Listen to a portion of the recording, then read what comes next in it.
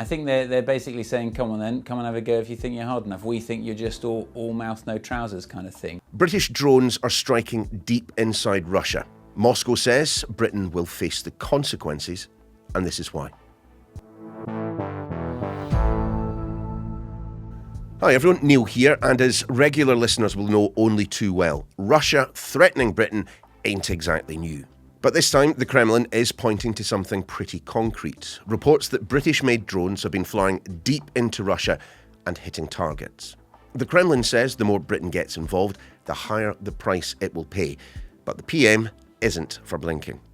We are not fair weather friends. We will be there in Ukraine's hour of need, and that won't change.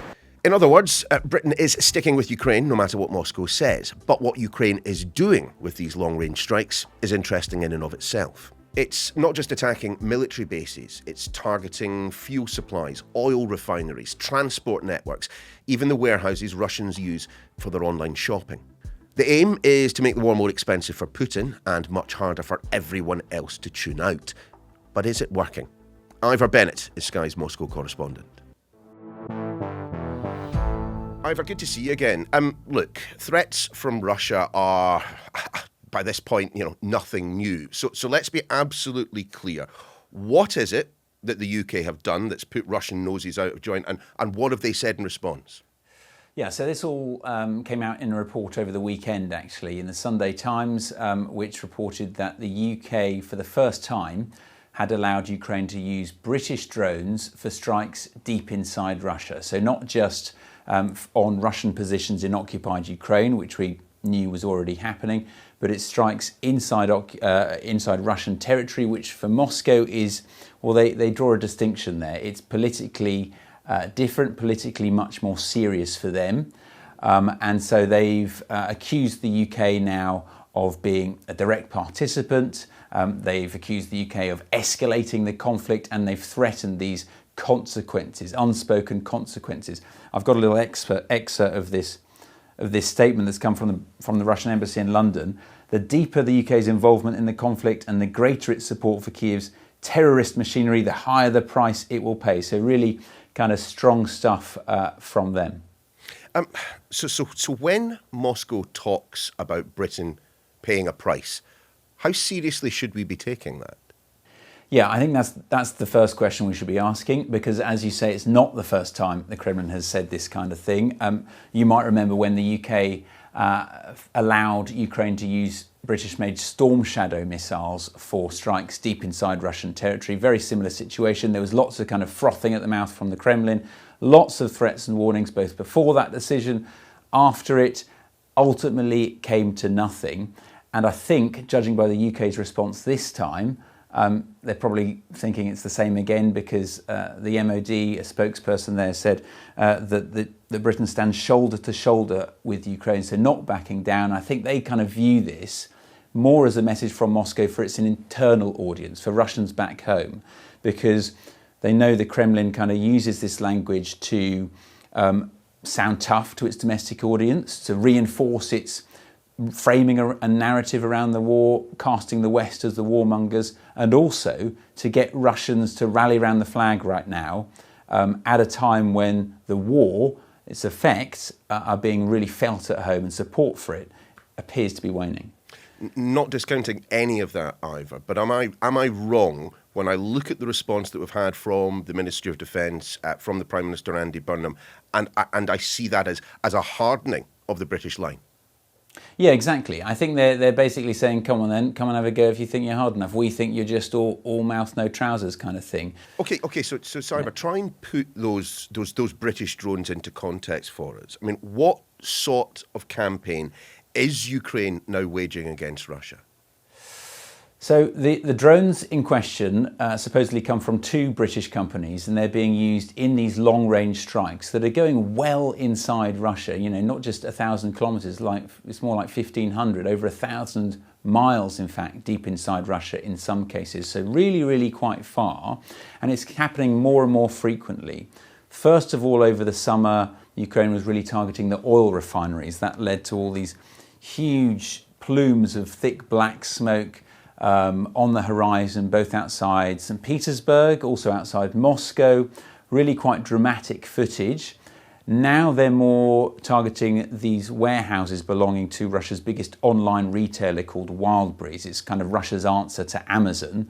And we've talked a lot about this over the past month or so. That's when the campaign started over the summer. And in both cases, they're kind of really trying to target Russia's economy. So oil refineries, obviously, oil is the lifeblood of the Russian economy. It's a way to make it harder for the Kremlin to finance the war, make it harder for the wheels of the war machine to keep turning. As for Wildberries, well, that's really, as I say, is the biggest online retailer in Russia. Everyone's a consumer. Partly it's a way to make Russians, ordinary Russians, feel the effect of the war. Everyone's a consumer. Lots of small businesses use the platform to sell their items. And then there's all those businesses and franchises that run the pickup points too. But also it's at the heart of the Russian consumer economy too. So it's a way to strike at that too, damage the economy, damage the logistics network as well. And it appears to be really having quite a lot of success, Kyiv, with this campaign, because in the past month or so, they've targeted well over 20 Wildberries sites across Russia. What does it say about the state of the war that we have seen this evolution in the targeting from at one point almost purely military targets to those economic targets that you've mentioned, and also those that are clearly being designed to try and strike some sort of psychological effect into the Russian populace? Yeah, I think you're right. We have kind of entered this new phase now where Ukraine is trying these different strategies to try and have more of an effect, both economic, but also kind of on the state of mind and the morale of everyday Russians. Because, we saw that despite Ukraine fighting back for 3-4 years, still President Zelensky was struggling to kind of make his message land with the likes of President Trump in the US. But ever since he's got all these successful headlines and images on the front pages of these massive plumes of black smoke in the background of the Russian Economic Forum, the Russian Davos a few months ago, also just outside Moscow, Muscovites walking by with a huge plume of black smoke. These are really, really powerful images, and they grab the attention of Trump. And we've seen in the past few months, as Ukraine has changed its strategy, the relationship between Zelensky and Trump shift. They met in Washington at the end of July, lots of warm words on both sides, and it feels like Trump is viewing Zelensky more as a winner, as Ukraine more with the upper hand. And we know Trump likes to back winners, and I think this was what drove Ukraine's shift in strategy. Yes, it wants more and more Russians to feel the effects of war. Yes, it wants to make it harder for the Kremlin to finance its invasion. But ultimately, I think this was more a PR strategy designed to embarrass Putin back home at a sensitive time with elections coming up, but also to try and effect change diplomatically on the international stage. But is there any evidence that this new strategy is having the sort of significant economic impact that clearly Volodymyr Zelensky would like? I mean, you and I have previously talked on the podcast about fuel shortages. There have been tangible effects in Russia for sure. So with the oil refineries, that did lead the beginning of end of June, I think it was, widespread fuel shortages across Russia. Crimea in particular was hit by this. There were restrictions on what motorists could buy in many, many parts of the country, particularly in Moscow, long lines as well. Reports of people queuing for hours, if not days, to fill up their tanks. These are very, very, again, powerful images and ways of Russian consumers, ways of making Russians feel the effects of war. Again, with targeting Wildberries, as I say, it's at the heart of the consumer economy. So you've got lots of kind of other businesses attached to it and relying on this platform by destroying all these warehouses of stock and disrupting this huge logistics network.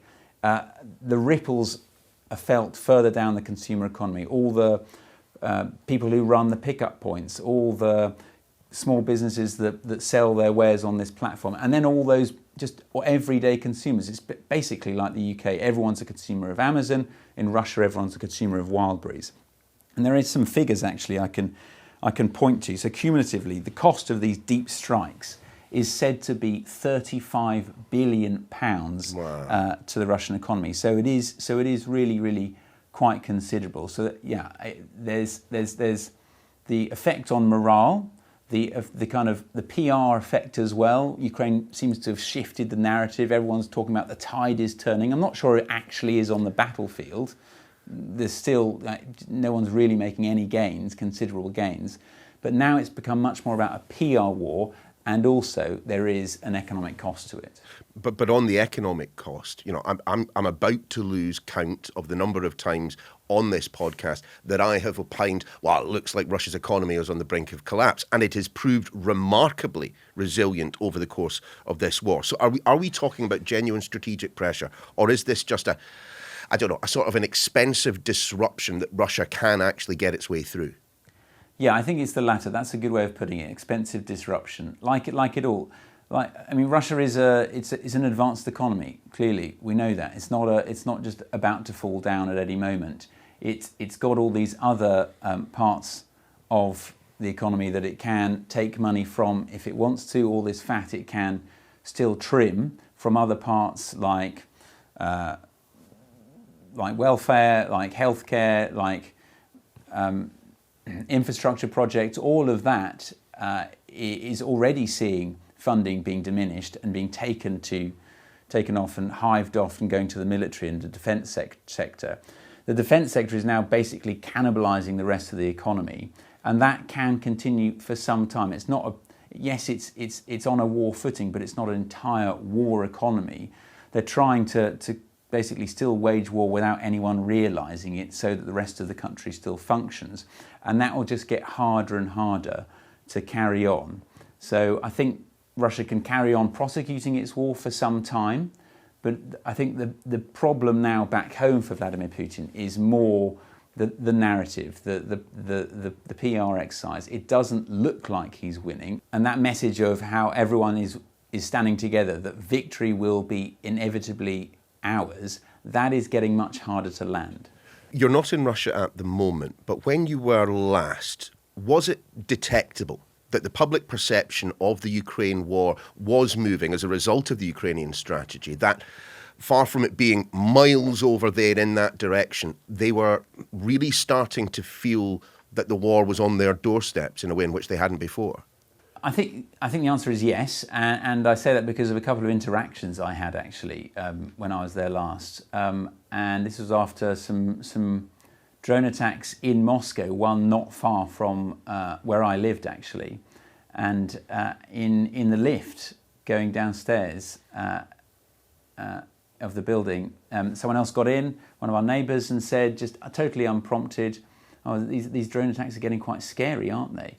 And that is the first time in 4.5 years of war that someone said that. That's quite rare for people to speak openly about the negative effects of war. And that wasn't the only interaction like that I had. Someone else said to me, this time it was a friend, a Russian friend, said that they were woken up by a drone going past their window, living on the outskirts of the city. Again, speaking of fear and anxiety. So that kind of anxiety, and that was a few months ago. The anxiety is definitely kind of seeping into society. And no wonder, because these kind of attacks are so visible now, they can't be ignored. These huge plumes of smoke on the doorsteps of major cities like Moscow and St. Petersburg. Also, people getting killed now, more and more. The papers can't ignore it. And don't forget also the other kind of attacks as well. There was a bombing at a high-end restaurant in the middle of Moscow, which Russia blamed on Ukraine. All of this is really impossible to ignore. Russia kind of spins it as best they can, saying it's terrorist attacks, trying to get people to, again, rally around the flag. Some people do, but more and more you're getting in those interactions you have, and our team there still has with people, is that people more express kind of fear and concern. People aren't talking so much now about wanting outright victory. They just want the war to be over. But is there evidence that this is turning into real political pressure on Vladimir Putin? Because, frankly, given Russia's obsession with strongman presidents, it doesn't necessarily follow that a little bit of caution and a little bit of unease means that people are pointing a finger of blame at Vladimir Putin. It's still very illegal to express any kind of dissent in Russia against the war. So it's hard to gauge kind of public opinion. But I think there is a couple of things I'd say to this. One is that we've got this. Russia is holding parliamentary elections in about a month's time, for the first time since launching its so-called special military invasion. The outcome, we all know, is a foregone conclusion. Vladimir Putin's the United Russia Party, the ruling party that Putin backs, is clearly going to win. All the other parties, bar one, support the Kremlin. But that one, called the Yabloko, has just been banned from taking part in the election. Supposedly, it is because it was found guilty of accepting or receiving undeclared funding from abroad and from the West, and supposedly means it can't take part in the election. And I think that really tells you how nervous Vladimir Putin is right now about public sentiment.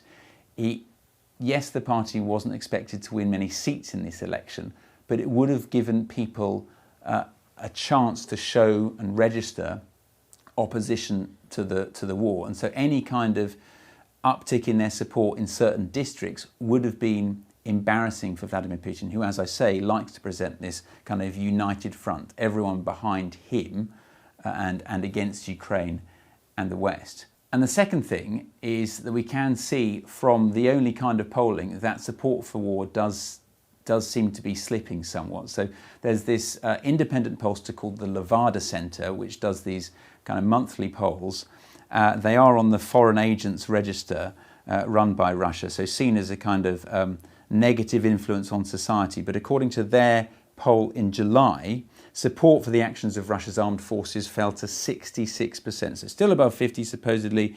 Obviously not that many people are going to be saying, yes, we're against the war if they're asked. They're still going to be very wary. But that's quite interesting because it's the lowest level since February 2022 when the war started. So clearly support has started to wane. Ivor, let's kind of conclude where we started off. These strikes, obviously now assisted by British weaponry, do you think the strikes are bringing an end to the war any closer? Or are we perhaps creating a greater risk of a dangerous confrontation between Russia and Ukraine's Western ally? Given how long the war has gone on, 4.5 years now, it's very hard to say whether anything is going to bring it militarily closer to an end. For most of those 4.5 years, I'd say most defence analysts would say outright victory for either side is pretty much impossible. People thought it might happen right at the start for Russia, but now it seems very, very unlikely for either side. On the battlefield, gains are minuscule. It's more about this kind of taking the war deeper into either country and affecting the morale of those populations, because that then feeds into recruitment, how hard it is for either side to continue populating their armed forces. It's the manpower issue, and then also the money issue, how hard it is to continue financing the war, which Ukraine is trying to target quite successfully now, it appears, with these strikes on oil refineries and also Wildberries. I think the bigger question is diplomatically. That's what's going to hopefully bring an end to the conflict. I think that's what everyone realises.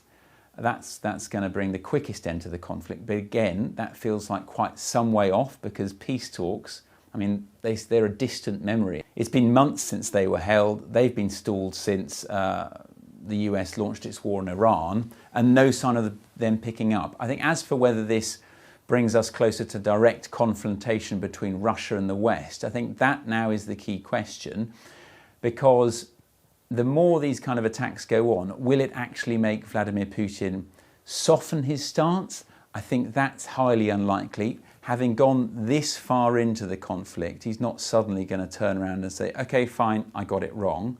That would be far too damaging for his legacy and probably his life, to be honest.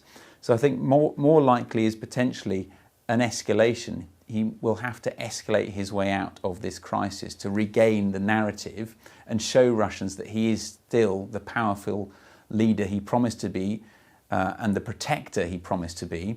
So potentially that could be another mobilization on the Russian side. It could be potentially an expansion of the conflict horizontally spilling over into other areas, or potentially an increase in hybrid warfare, sabotage, that kind of thing, the cutting of undersea cables, trying to bring in other actors or push the West away from supporting the West, things like that. Or potentially, even some have said, potentially one scenario is vertical escalation, the use of different weaponry on the battlefield, potentially the use of a tactical nuclear weapon. I think that's still quite some way off, but the general kind of wisdom is that the more these strikes go on, Putin won't soften his stance, he will actually harden it and look to double down.